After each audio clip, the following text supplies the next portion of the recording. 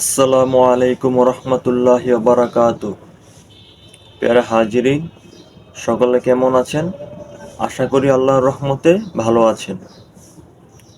বন্ধুরা, আজকে নামাজ অধ্যায়ের সপ্তম পাঠে আপনাদেরকে স্বাগত। আমরা বিগত 6টি পাঠ শেষ করেছি এবং ধারাবাহিক পর্যায়ক্রমে এই পাঠটি হলো সপ্তম পাঠ। প্যারা হাজিরিন, হাদিস শরীফে আছে, আসসালাতু মিফতাহুল জান্নাত, নামাজ হলো বেহেশতের চাবি।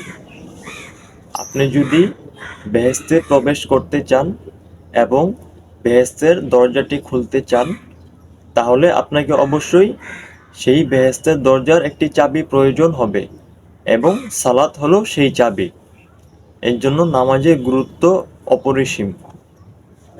প্যারা হাজিরিন, আমাদের উপর আল্লাহ তাআলা 5 ওয়াক্ত নামাজ ফরজ করে দিয়েছেন।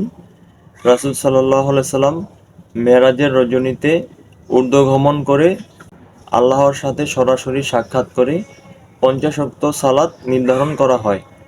তখন রাসূল সাল্লাল্লাহু আলাইহি সাল্লাম 50 ওয়াক্ত সালাতকে কমিয়ে 5 ওয়াক্ত সালাত আমাদের জন্য নিয়ে আসেন এবং এই 5 ওয়াক্ত সালাত যে জামাতের সহিত আদায় করবে, আল্লাহ তাআলা তাকে 50 ওয়াক্তের সওয়াব দিয়ে দিবেন। সুবহানাল্লাহ। যেমন কোরআনুল কারিমে আছে, আল্লাহ তাআলা বলেন, আকিমিস সালাতা ওয়া আতুজ যাকাতা ওয়ারকাউ মার রাকিন। তোমরা সালাত কায়েম করো এবং যাকাত প্রদান করো আর রুকুকারীদের সাথে রুকু করো। এখানে সালাত কায়েম করার কথা বলা হয়েছে আর যাকাত প্রদান করার কথা বলা হয়েছে আর রুকুকারীদের সাথে রুকু করার কথা বলা হয়েছে। এখানে রুকুকারীদের সাথে রুকু করার কথা বলার অর্থ হলো এই যে আমরা জামাতের সহিত নামাজ আদায় করব। কারণ রুকুকারীদের সাথে রুকু করা আর আমি একা রুকু করা, এই কথার পার্থক্য এই বোঝায়। যেখানে বলা হয়েছে তোমরা রুকুকারীদের সাথে রুকু করো, কারণ রুকুকারী কারা? রুকুকারী বলতে আমরা বুঝি আমরা সকলেই যারা একসাথে ইমানদার ব্যক্তিরা নামাজ জামাতের সহিত আদায় করে থাকি। আর যে ব্যক্তি জামাতের সহিত নামাজ আদায় করবে, আল্লাহ তাআলা ওই ব্যক্তিকে মাফ করে দিবেন এবং উক্ত নামাজের সওয়াব 27 গুণ পর্যন্ত বৃদ্ধি করা হবে। প্যারা হাজিরিন, সালাত আদায় করতে হলে অবশ্যই আপনাকে পবিত্র হতে হবে এবং পবিত্রতা অর্জনের সহিত নামাজ আদায় করতে হবে। হাদিস শরীফে আছে, লা তুকবালু সলাতা বিগয়রি তুহুরি। এখানে গয়রি তুহুরি মানে পবিত্রতা ব্যতীত, মানে পবিত্রতা ব্যতীত নামাজ কবুল হবে না। প্যারা হাজিরিন, পবিত্রতা, অন্তরের পবিত্রতা আছে এবং বাহ্যিক পবিত্রতাও আছে। আমাদের দুটো পবিত্রতাই হাসিল করতে হবে। অন্তরের পবিত্রতা এবং বাহ্যিক পবিত্রতা সম্পর্কে আমরা আলোচনা করেছি। আপনারা আগের ভিডিওগুলো দেখলে এ সম্পর্কে জানতে পারবেন। প্যারা হাজিরিন, নামাজ খুবই গুরুত্বপূর্ণ একটি ইবাদত। আল্লাহ তাআলা নামাজকে আমাদের উপর ফরজ করে দিয়েছেন তার হুকুম পালন করার জন্য এবং আমরা যাতে সালাত কায়েম করতে পারি, এই জন্য আল্লাহ তাআলা আমাদের নির্দেশ দিয়েছেন।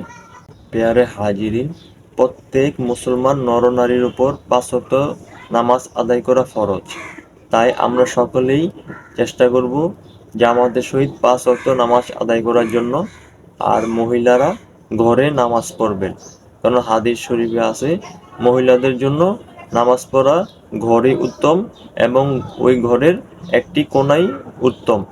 এই জন্য আপনারা ঘরে নামাজ আদায় করবেন, আপনারা বাহিরে ঘোরাঘুরি করবেন না, কারণ ফিতনা তৈরি হওয়ার সম্ভাবনা থাকে বর্তমান জমানায়। এই জমানায় ফিতনা সৃষ্টি বড়ই মারাত্মক একটি গুনাহ। যেখানে মসজিদে যদি আপনারা যান নামাজ পড়ার জন্য, তাহলে অনেক বড় ফিতনা হওয়ার সম্ভাবনা থাকে।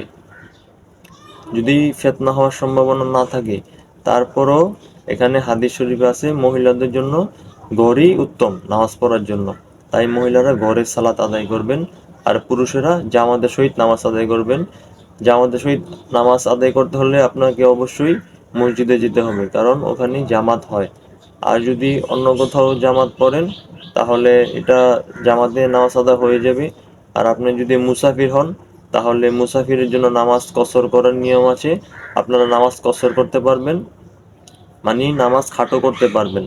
এখানে হাদিস শরীফে আছে, মুসাফির ব্যক্তিরা 14 দিনের কম নিয়তে সফর করে এবং 48 মাইল দূরত্ব অতিক্রম করে, তাহলে সে নামাজ কসর করতে পারবে। এটা আবু হানিফা রহমতুল্লাহি আলাইহির মত। বন্ধুরা, আজকের ভিডিও এতটুকুই। আপনারা অবশ্যই কারামত আলী হামজা অফিসিয়াল চ্যানেলের সঙ্গে থাকবেন এবং ইসলামিক এডুকেশনাল ভিডিও পেতে কারামত আলী হামজা অফিসিয়াল চ্যানেলকে সাবস্ক্রাইব করবেন। সবাইকে অসংখ্য ধন্যবাদ। আসসালামু আলাইকুম ওয়া রাহমাতুল্লাহি ওয়া বারাকাতুহু।